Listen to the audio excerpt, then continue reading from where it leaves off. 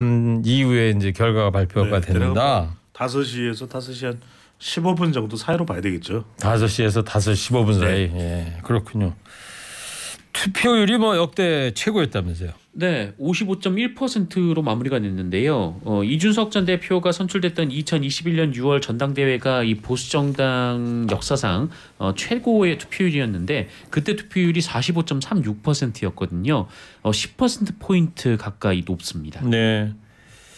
자, 그러면 5시에서 5시 15분쯤 결과 발표될 거라는데 만약에 배 수장님 과반 후보가 50% 넘는 후보가 나오지 않으면 이제 결선 투표가 하는 거죠? 그렇습니다. 추가 절차가 있습니다. 날짜상으로는 내일입니다. 내일 이제 결선 투표에 올라가는 2명의 후보가 방송 토론회를 하게 되고요. 그리고 10일, 11일 그러니까 금요일과 토요일 모바일 ARS 투표가 실시됩니다. 그런데 다른 때는 이 모바일 ARS 투표를 각각 이틀씩 했는데 이번에 이제 하루씩 10일, 11일. 12일입니다. 12일이니까 바로 일요일 날 결과 발표한다. 신임 당 대표가 확정이 됩니다. 만약에 결선 없이 오늘 일단락이 되면 당 대표 수락 연설을 하고 차기 당 대표의 당기를 인수인계한 후에 전당대회가 막을 내리게 됩니다. 네, 그렇군요. 38 전당대회라 그래가지고 2023년 새벽부터 모든 방송마다 다 했는데 이제 오늘 이제 마감이 사실상 되는 거예요. 그렇습니다. 전당대회가 이제 영어로는 컨벤션이거든요. 그래서 우리가 컨벤션 효과를 할 때 이야기를 할 때 이런 전국적인 행사, 이 전국적인 행사인 이 전당대회를 통해서 컨벤션 효과가 있다 없다 이야기를 하게 되는 거죠. 아, 전당대회가 영어로 이제 컨벤션입니다. 컨벤션 효과가 이제 여기서 나왔습니다. 모르는 게 없어요. 대단하십니다. 모르는 것 빼고 다 압니다. 정상훈 기자, 오늘 대통령이 뭐 참석한다고요? 네, 참석하기로 했습니다. 지난 1월이었죠. 국민의힘 지도부와 오찬을 했었는데 그때 국민의힘 지도부가 대통령이 전당대회에 참석해달라 이렇게 요청을 했고요. 윤석열 대통령은 많은 당원들이 모이는 축제니까 꼭 참석하겠다 이렇게 화답을 했었습니다. 그리고 대통령실에서는 윤석열 대통령의 전당대회 참석을 공식화한 상황인데요. 다만 시간이 언제 될지는 정확히 나오진 않은 상태입니다. 네, 이게 이제 대통령의 이제 동선이 이제 또 실내 장소에서 공개되지 않기 위한 건데 일산 킨텍스죠. 대체적으로는 최종적인 결과 발표가 있기 전이니까 대략적으로는 한 3시 반에서 4시 사이 정도가 점쳐지고 있습니다. 네. 뭐가요? 대통령의 참석이. 그러니까 결과는 나오는 걸 보지 않고 대통령이 돌아갈 가능성이 축사만 하고 이제 간다고 그랬어요. 높다고 하니까 대략 그 시간쯤 되겠네요. 지금 유튜브로 현장 모습 보니까요. 이 기존의 지금 비상대책위원들하고 최고위원들이 무대에 올라와서 참석자들 당원들을 향해서 인사하는 모습 보였습니다. 자, 그런데 배 수장님, 대통령 참석은 이 컨벤션에 참석하는 거 자당의 컨벤션이니까 어떻게 봐야 돼요? 윤심 메시지죠. 그러니까 윤석열 대통령이 참석을 한다는 건 대통령이 오니까 컨벤션이 빛나겠네 이게 아니라 이번 전당대회에 내 마음 윤석열 대통령의 의중 이른바 윤심이 실려 있다라는 메시지를 해석해야 되겠죠. 그러니까 다분히 이런 참석만으로도 윤석열 대통령이 전당대회에 영향을 주고 있다라고 해석할 수밖에 없어 보입니다. 미리 예고를 했었잖아요. 그렇습니다. 전당대회 대통령이 갈 거라고. 그렇죠. 대통령이 이 일산 킨텍스 행사에 참석한다라는 것은 의전이나 이 경호상으로는 상당히 곤란해질 수가 있는 것이거든요. 그럼에도 불구하고 공개를 했던 것은 그날 오늘 행사보다는 당원들에게 메시지를 보내면 나 가요. 알아서 해요. 이겠죠. 자, 오늘도 안철수 황교안 후보가 김기현 후보 사퇴를 요구했더라고요. 네, 어제 이 안철수 후보 황교안 후보가 이 공동 기자회견을 열고 김기현 후보의 사퇴를 촉구한 바 있는데요. 오늘도 관련 주장을 이어갔습니다. 그러면서 두 후보는 전당대회가 끝나도 이 김기현 후보의 땅 문제라든지 이 대통령실 행정관의 전당대회 개입 문제라든지 이 부분을 계속해서 문제를 제기하겠다 이런 입장을 밝혔었는데요. 다만 어제 황교안 후보가 이 과정에서 대여 투쟁이라는 얘기를 한 바가 있는데 안철수 후보는 전당대회 결과에 대한 보이콧과 대여 투쟁은 논의된 바 없다 이렇게 선을 그었습니다. 땅 많으면 이렇게 문제가 돼요, 그죠? 두 분 고민거리 있어요, 땅과 관련해서? 저는 못마땅하죠. 못마땅하다. 정상근 기자. 땅이 제 무게를 버틸 수 있을까 좀 고민입니다. 자, 근데 전당대회 이후에도 이 당내 혼란은 좀 이어질 것으로 전망이 되는 상황 같습니다. 그럴 수밖에 없어 보입니다. 이게 다분히 상처를 안고 끝나게 될 전당대회라고 봐야 되겠죠. 첫 번째는 뭐냐면 이번 전당대회를 통해서도 노출됐듯이 친윤과 비윤의 대결 구도는 계속 내부적으로는 잠재돼 있다. 네. 두 번째로는 지금 안철수, 한교안 두 후보가 거의 막바지에 김기현 후보 사퇴하세요. 또 강조를 했거든요. 결국 인물 간에도 김기현 당대표가 된다고 하더라도 모릅니다. 아직 뭐 어떤 결과가 나올지 그렇죠. 모르는 거니까요. 김기현 후보가 당대표가 된다 하더라도 안철수 의원 또 한교안 전 대표 또 천하람 위원장과의 이준석 계와의 갈등은 계속 된다고 봐야 되겠죠. 네. 배 수장님. 예. 만약에 어대현입니다. 지금 상황은 어차피 대표는 김기현인데 만약에 근데 뒤집혀가지고 안철수 후보나 뭐 천하람이나 한교안 후보 중에 셋 중에 한 사람이 덜컥 돼버리면 이게 어떻게 되는 거예요? 만약입니다. 만약에. 더 큰 파장이 이어지겠죠. 어떤 파장이 일단 예상이 될까요? 그동안에는 그래도 숨죽였던 친윤과 비윤의 갈등이었다면 이제는 숨 드러내놓고 치고받는 갈등과 충돌이 되겠죠. 알겠습니다. 네, 여러 가지 뭐 일들이 벌어지겠습니다만 그냥 상상을 한번 해본 질문을 드렸습니다. 자, 오늘 청취자 여러분께 윤석열 대통령 서울법대 동창이죠. 석동현 현 민주평화통일자문회의 사무처장이 일본의 사죄 요구 좀 그만해라. 배상하라고 악쓰는 나라가 대한민국 말고 더 있냐. 이 발언을 했는데 어떻게 생각하시는지 5글자 받고 있습니다. 너도 당해봐. 당해봐라는 거는 이제 한번 강제징용 같은 거 당해봐라 이런 문자 같고요. 뭘 더 바래나. 뭘 더 바래나. 이건 무슨 의미일까요? 뭘 더 바래나. 미래는 없다. 일본 대변인 자유라 좋네. 악쓰게 한다.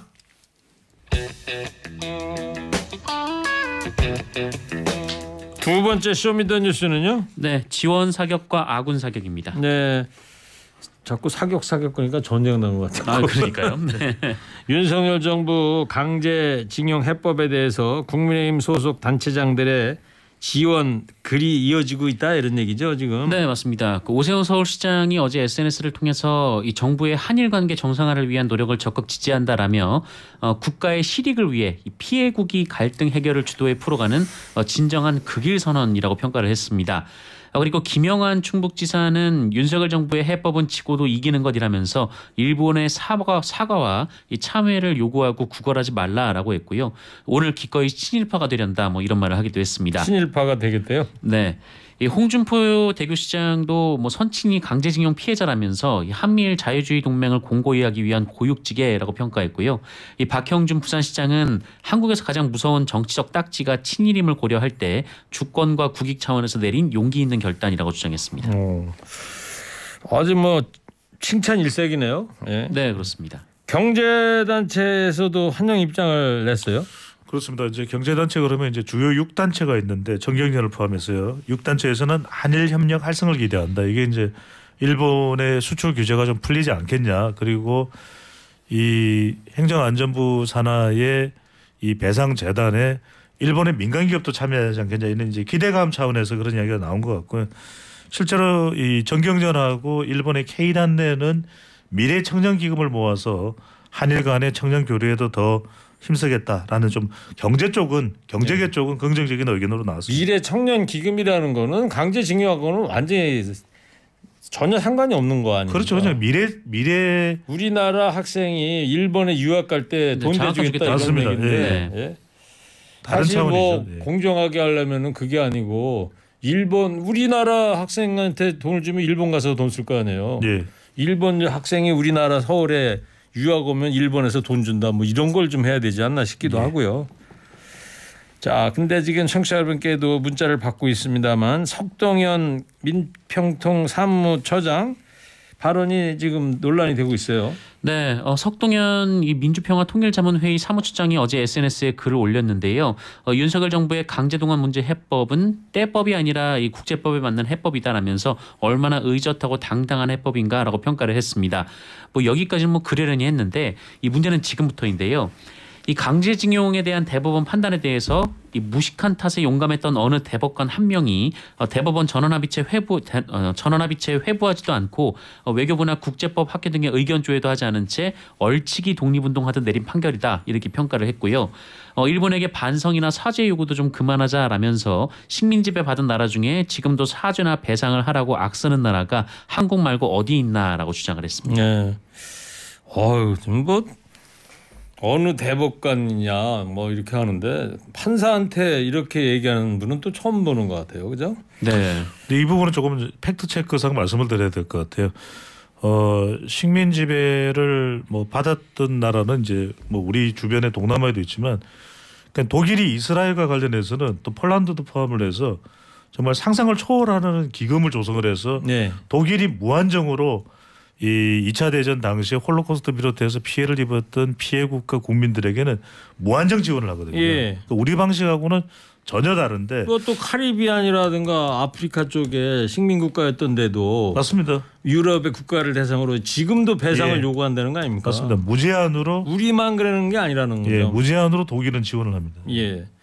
그리고 태영호 의원은 이 색깔론까지 지금 다시 또 꺼내들었어요. 그렇습니다. 지난번에 제주도 4.3에 대해서도 북지령, 이번에 이 윤석열 대통령의 이 대일 외교에 대해서 굴욕 외교라고 비판을 하면 북지령, 이른바 북지령 시리즈가 나오는데, 태영호 의원이 이 북한 출신이죠. 7일 원내 대책회의에서, 국민의힘 원내 대책회의에서 남한에서 끊임없이 친일파 논쟁을 불러일으키고 반일 감정을 주입시켜 한일 관계를 파탄 내려는 것은 북한 김일성의 전술이고 남한 주사파들의 내린 지령이라고 이야기를 했습니다. 예.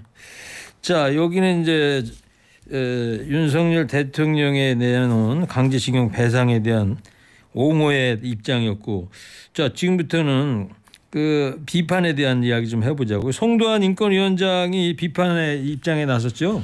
네, 어제 이 송도한 국가인권위원장이 성명을 발표했는데요. 한국 정부의 일제 강제징용 피해 배상 해법안에는 가해자의 인정과 사과가 없다라며 우려를 표했습니다. 뭐 정부가 문제 해결을 위해 노력하는 건 바람직한데 그 인권 침해 행위에 대한 가해자의 인정과 사과가 없는 채로 더구나 제3자 변제에 의한 방식으로 배상 문제가 해결됐다라고 평가하는 건 매우 우려스러운 일이라고 했고요. 네. 이 강제동원 피해 배상 문제는 단순히 금전적인 문제가 아니라 피해자의 인간 존엄성 회복과 관련된 문제다 이렇게 지적을 했습니다. 또 이 국제적 기준에도 전혀 부합하지 않는다라고 지적을 하면서 한국 정부는 피해자가 책임 있는 일본 기업과 일본 정부로부터 마땅히 받아야 할 인정과 사과를 받을 수 있도록 노력해야 한다라고 했습니다. 네. 그러니까 2018년 10월에 우리 사법부 대법원의 판결이 그거 아닙니까? 일본의 전범 기업으로부터 사죄와 배상을 받아라 이런데 사죄도 못 받고 배상도 못 받은 겁니다. 지금 네. 일본은 아무것도 하지 않은 거예요. 국가 간 사죄 이야기 조금 전에 배 수장하고도 좀 했는데 네. 그 참고로 그 빌리 브란트 1970년이죠. 당시에 서독 총리가 바르샤바 폴란드입니다. 수도 네. 바르샤바 게토 지구에 있는 저도 여기 가서 한번 봤어요. 유대인 그 위령탑 앞. 여기서 브란트 총리가 이 사죄했던 장소다 그렇게까지 써 있더라고요. 그러니까 그 무릎 꿇고 나치 독일 유대인 대학살 사지 않았습니까? 이런 사과 과정도 없었는데 참 애석하게도 우리는 그런 과정도 없이 강제징용 문제를 지금 끝내려고 하는데요. 민주당과 정의당도 연일 비판 쏟아내고 있습니다. 그렇습니다. 계속해서 삼전도의 굴욕이다라는 걸 어제 이제 말씀을 드렸고, 정청래 더불어민주당 최고위원은 일본 전범 기업이 배상해야 할 돈을 왜 우리가 대신 물어줘야 하나? 이는 대일 굴종 외교의 끝판왕이다 이렇게 이야기를 했고요. 정청래 의원 보니까 아버지도 일본에 강제징용 갔던 피해자라고 하더라고요. 그러면서 본인은 절대 잊지 못하겠다 이런 얘기를 했어요. 그렇습니다. 고민정 최고위원도 윤 대통령은 일본 기업의 배상 참여에 얽매이지 말라는 지시를 내렸다고 한다. 일본 정부에서 파견한 총독이나 할 소리라는 댓글이 달려있다. 상당히 강도 높은 지금 더불어민주당 내에서는 비판이 나오고 있습니다. 일본 분위기는 지금 어떻습니까? 뭐 일본 분위기는 뭐 당사자, 그러니까 강제동원 범죄 이 사건의 당사자로서의 반응이라고 좀 보기는 어려운데요. 좀 남 얘기하듯이 하는 면이 있습니다. 일단 우리 조치를 보고 판단하겠다라는 취지인데 이 하야시 요시마사 일본 외무상은 이 한국이 본건의 조치를 착실하게 실행할 것으로 기대한다라고 얘기를 했고요. 징용 배상 해법 발표는 매우 힘든 상태에 있었던 한일 관계를 건전하게 되돌리기 위한 조처다라고 얘기를 했습니다. 다만 그 일본 기업의 출연에 대해서는 그 한국 정부의 발표가 이 구상권 행사를 가정하지 않은 것으로 안다라면서 또 선을 그었습니다. 네, 알겠습니다. 자, 윤석열 대통령의 서울법대 친구 동창 석동현 민주평화통일자문회의 사무처장이 일본의 사죄고 좀 그만하자. 배상하라고 악쓰는 나라가 한국 말고 더 있냐. 이 발언 여러분 문자 받고 있습니다. 5글자 몇 분 더 소개합니다. 사죄가 우선 생각 좀 해라. 땅속의 통곡. 예. 조상들이 땅속에서 통곡한다 이런 취지 같아요. 국민권 반납. 악쓰는 건 유. 여기서 유는 YOU. 당신. 악쓰는 건 유. 자, 세 번째 쇼미더뉴스는요. 네, 성사된 국빈 방문입니다. 네, 어제 밤에 KBS 더 라이브 보고 있는데 네. 밤 11시 반에 KBS 마감 뉴스 하잖아요. 네네. 막 들어온 뉴스입니다 하면서 속보가 나왔죠. 뭔가 또 깜짝 놀랄 뭐가 또 있는 줄 알고 하도 요새 뉴스가 많아가지고 말이죠. 그랬더니 국빈 방문한다 이런 뉴스가 임시 뉴스로 뜬다 그러더라고요. 네, 미국 백악관이 공식 발표를 했는데요. 그 윤석열 대통령이 다음 달 말 이 미국을 국빈 방문해서 이 조 바이든 대통령과 정상회담을 갖는다라는 내용이었습니다. 윤석열 대통령의 취임 이후 한미 정상회담은 이번이 세 번째인데요. 올해 한미 동맹 70주년을 맞아 국빈 방문으로 성사됐다라고 하고요. 이 바이든 미국 대통령이 취임한 이후 국빈 방문은 이번이 두 번째라고 합니다. 프랑스 다음으로 대한민국이라는. 네, 마크롱 대통령. 지난해에 마크롱 대통령이 그다음에 윤석열 대통령이 국빈 방문 있고 나면 아마 올해 하반기에는 인도의 모디 총리가 아마 국빈 방문 가능성이 높다고 합니다. 미국으로요? 네. 아우 진짜 모르는 게 없어요. 예. 최일구 허리케인 나도 네. 한일 정상회담 얘기도 나오고 있죠. 그렇습니다.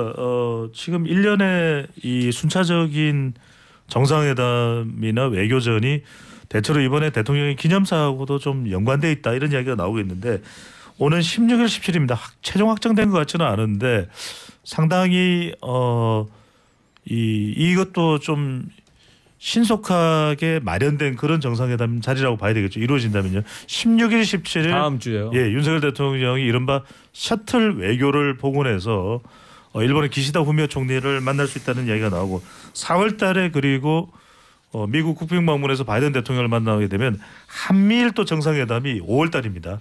히로시마에서 G7 회의가 있는데 이때 이제 한국이 윤석열 대통령이 초대가 되면 한미일 정상회담이 예견돼 있다. 네, 뭐 바쁘겠습니다. 네. 예. 자, 우리 정부의 강제징용 해법에 대해서 바이든 대통령 환영 메시지 나온 가운데 이게 이루어진 거 아닙니까? 네, 뭐 그러다 보니까 이번 강제징용 해법이 이른바 한미일 삼각동맹의 틀 안에서 나온 것 아니냐 이런 지적이 나오고 있습니다. 과거 위안부 협상도 이 오바마 행정부의 압박 속에 나온 것이었다라는 점에서 뭐 이런 얘기들이 나오고 있는데요.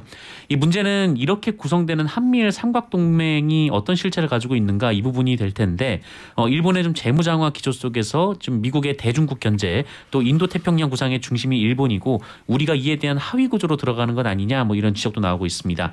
이 문제는 이렇게 되면 이 미국의 대중국 견제에 우리가 최전방에 섬으로써 이 대중 관계가 악화될 수도 있다라는 얘기도 나오고 있습니다. 보니까 그 배 수장님, 네. 그 중국의 그 외교부장 있잖아요. 예, 왕이 부장이라는 사람이 바뀌었더라고요. 그렇습니다. 네. 신강 부장인가 그 사람으로. 그렇죠. 뉴스에서 보니까 아주 눈초리도 매섭게 생겼던데. 예. 다 이제 시진핑 주석의 채권들로 구성이 돼 있죠. 신임 총리도 이제 리창 바로. 네.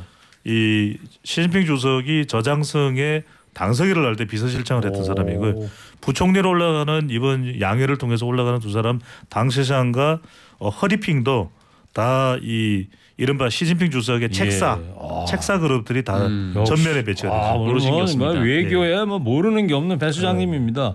그 친강 외교부장도 잘 아세요? 개인적으로는 모릅니다. 개인적으로는 고개 약하시군요. 예, 친하고 싶은데. 네. 예. 자, 이 한미일 삼각동맹 강화에 대해서도 근데 우리의 목소리가 나오지 않습니까? 바로 그 부분입니다. 방금 전에 정상 기자도 이야기했듯이 이 북한 미사일 대응이나 핵실험과 관련해서 앞으로 있을 여러 가지 한반도의 지정학적 리스크에 대비하는 건 한미일 공조가 필요할 텐데 문제는 우리의 과거사 국민들의 정서까지도 좀 누른 채 그렇게 한미일 강화를 꼭 해야 되는 것인가? 국민과의 충분한 교감은 희생당하는 것은 아니냐 이런 지적이 나오고 있습니다. 알겠습니다. 자, 보면은 시간표가 쭉쭉 나옵니다. 어제 그 임시 뉴스를 통해서 들어온 4월 26일 미국 국빈 방문이 있고, 그죠? 네. 이번 달에 다음 주에 이제 한일 간의 정상회담이 있고 5월 달에 히로시마에서 한미일 정상회담. G7. 이게 쫙 시간표가 있는데 그 앞에 전제가 됐던 강제징용 배상한 문제. 요게 너무 좀 서둘러서 된 거 아니냐. 그러면서 그런 지적이 있고요. 어떤 외교 금원에 그런 게 있대요. 외교는 시간을 정해놓고 하는 게 아니다. 자, 이런 지적들이 있습니다. 자, 두 분도 한 줄 평 듣겠습니다. 논란이 되고 있는 대통령 서울대학교 법대 친구 동창 석동현 씨의 발언 어떻게 생각하시는지 두 분도 5글자입니다. 뚱커벨부터 해주세요. 3, 2, 1. 와 그러는데 잘했어. 소리 질러서 칭찬받는 사람이 허리케인 라디오에 딱 두 분 있어. 배종찬 소장하고 조금 이따 할 최국 씨 대신 환해주는 남자. 소리 질러서 칭찬받는 분이에요. 어쨌든 좋았고요. 이어서 정상근 기자 해주세요. 3, 2, 1. 왜 거기 있지? 제법이구나. 짐이 금일봉을 하사하겠다. 금일봉까지 만들었어. 아니, 민주평통 사무처장인데 검사 출신하신 분이 왜 거기 가 있나 싶어서. 그래도 궁예가 금일봉 준대요. 뭐 출연료도 잘 못 주는데 좋겠어요. 아이고 감사합니다. 감사합니다. 자, 쇼미더뉴스 지금까지 배종찬 소장, 정상근 기자였습니다. 쇼미더뉴스 2부 끝곡입니다. 조수경 친구 들으시고요. 오늘은요 7791 3580번 두 분께 선물 보내드리겠습니다. 참여해주신 다른 청취자 여러분 모두 감사합니다.